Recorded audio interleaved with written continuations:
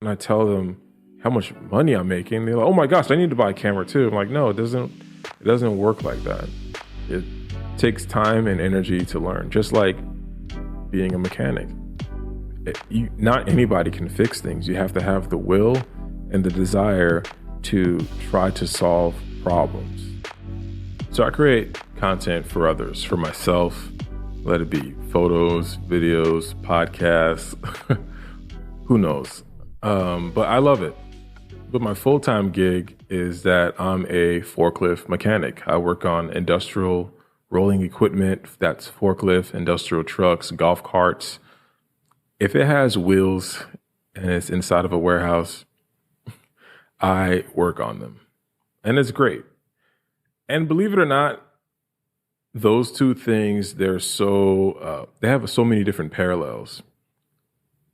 And I think about it all the time.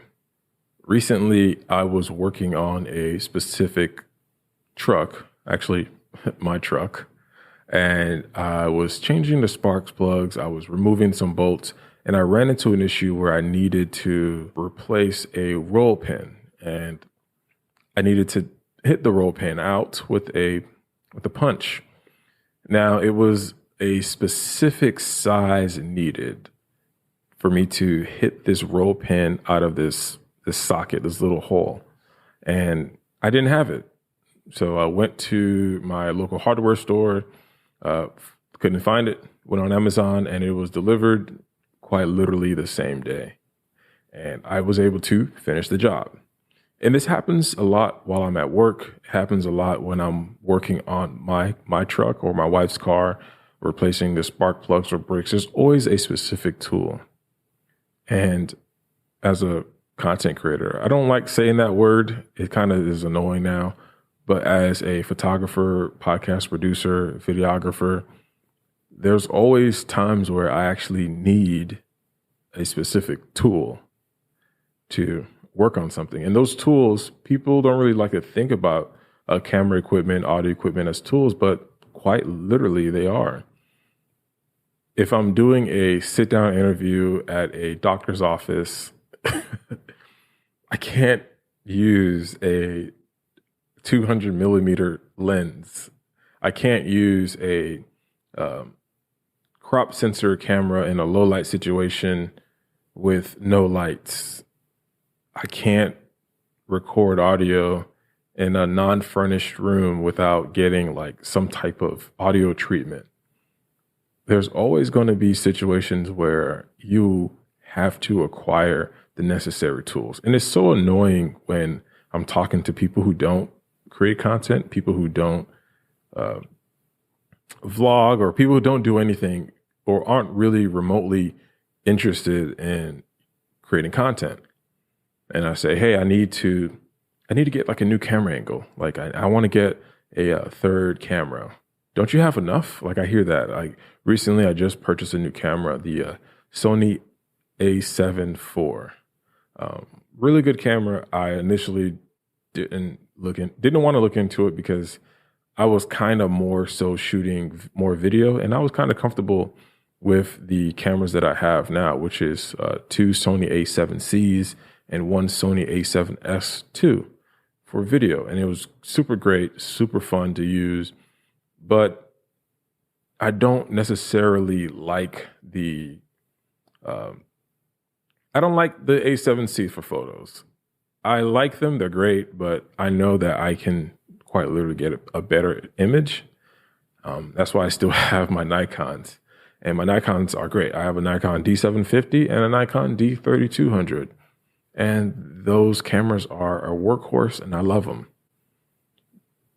But when a client requires me to shoot a seminar for 1 hour, when a client requires me to shoot a video or do some type of different content outside of photography, my Nikon, which are mirrored cameras, they're not mirrorless, tend to not be the best for video, autofocus, a lot of different things, which is why I opted to get the Sony A7C. That's why I have two of them, because I love the capabilities that I'm getting as far as unlimited video.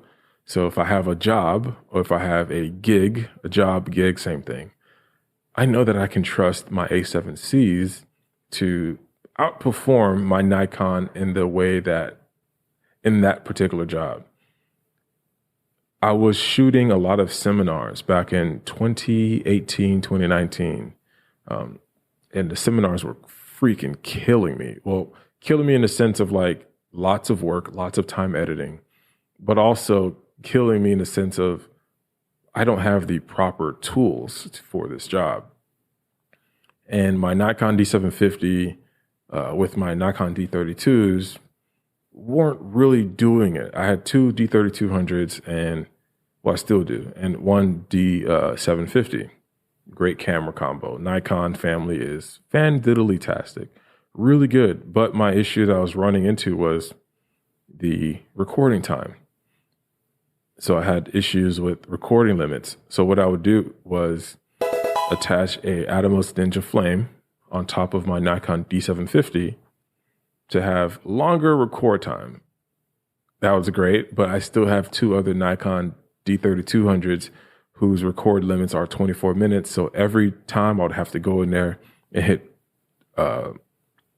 record because it'll stop recording. When I got my Sony A7S II shortly after, my seminars were great, but my issue that I was running into was color correcting the footage from the A7S II to all the Nikons, and it was brutal and annoying because the Nikons do not have any log capabilities whatsoever. You can shoot as flat as you want, but it's not going to match the Sony. So what I ended up doing was having my Sonys match the Nikon, and it worked. It was hard, but I got a system to work, and it worked. But there's obviously a better tool for the job. Like, I think about it, me as a mechanic, there are plenty, you can actually hammer a nail through a wall using a sandal if you want to. Would it be fast? No. Would it be efficient? No. Would it get the job done? Yeah, maybe. You can use a Nike because you probably have like a stronger sole at the bottom base, and you could use that to hammer it in. Would you make a mess on the wall? Yes. Damaging the wall. Would you get the nail in? Yes, you would, but it won't be done correctly. So when I opted to get a new camera, which was the A7C at that time, I said, well, my A7S II autofocus is great. Now I have to get another Sony camera that will match that color. It'll be really cool. So then shortly after getting a Sony A7C, I went and got another one. And that took my podcast production game, if you will, to a whole new level. And it has been really great. With the unlimited recording time, it was super fantastic. I'm able to record high quality videos and give it to the client, and it's great. Issue running into putting all of the footages together in Final Cut got super annoying. So I looked into finding a tool that will allow me to take the video signals from my cameras and put it onto my computer. A10 Mini.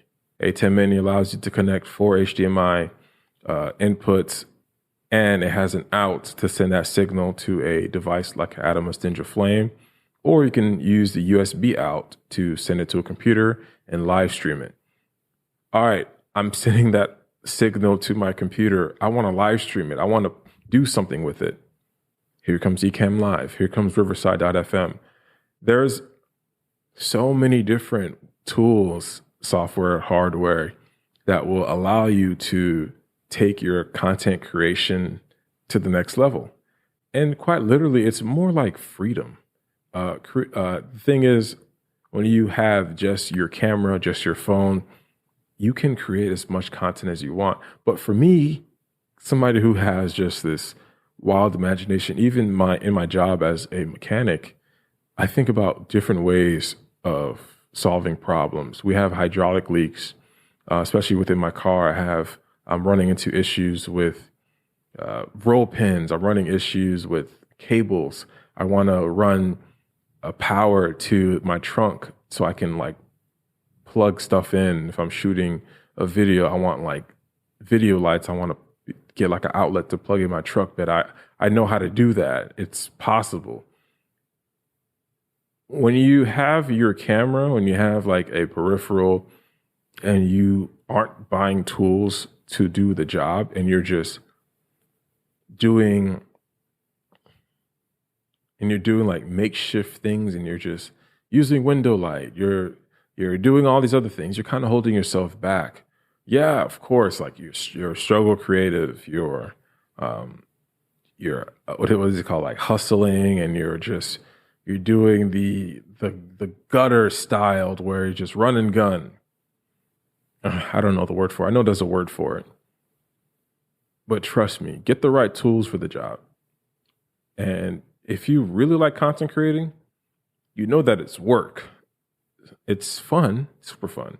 And that's where the confusion comes in. So when I tell friends, when I tell family, like, hey, I just spent this much money on my gear, they scoff and laugh. Oh, you could have spent this much money and put it into here. You could have done that. I would have done this instead. Don't you just have one camera? That's all you need, though. I'm like, no. If I'm producing podcasts for clients, I want to make sure that I have a camera angle for each, and each camera angle is the same manufacturer. I can set it up, set it and go, which is why I went and got a Sony A7 IV. And it's a great camera. Can't wait to mess around with it. But I just kind of want to leave that with y'all. Just the idea of having the right tools for the job, cameras, biking, hiking. There's always the right and the wrong way of doing something. And with photography and content creating, there's plenty of tools to get the job done. You just have to use them and acquire them. I'm not saying go out and spend money. I'm not saying go out and, get a credit card and max out your credit cards and all that stuff just to get the right microphone, get the right lighting. Get what makes sense for you. Get what makes sense for you. And right now, I wish, no lie, I kind of wish I started content creating in this space right now, because these cameras are so good. Like, are you kidding me? Like, these cameras are great. When I started photography, my first camera was a Nikon J1. No flip out screen, no 4K, just a micro four thirds mirrorless camera. Then I got the D3200 at BJ's. I think it was Costco or BJ's or something like that. And these cameras are super limited. These were like very specific cameras, photography cameras. They shoot video, but they're mostly for photography. But I just want to leave y'all with that. Hope y'all enjoyed this little story time with me. It's a podcast episode, I guess. So I'm going to put it out on YouTube and see what happens. I hope y'all get this at least. It's okay to treat because I don't even want to call it a hobby.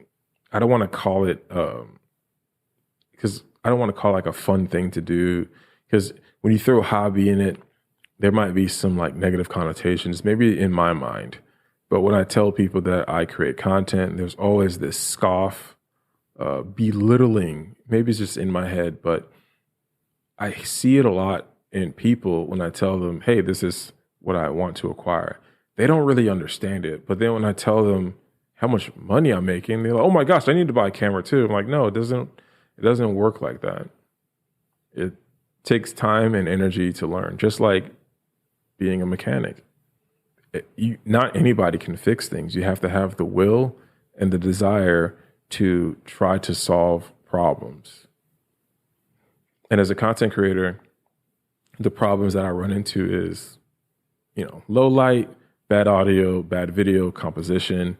How can we fix this setup to make it look good, sound good, and be deliverable to clients or to me or to people on YouTube that I'll never probably meet? But yeah, just want to leave y'all with that. Hope y'all enjoy it. Have a good day. You know what to do in the comments. Comment down below. Do you agree, disagree? Do you like my stories? All right, y'all.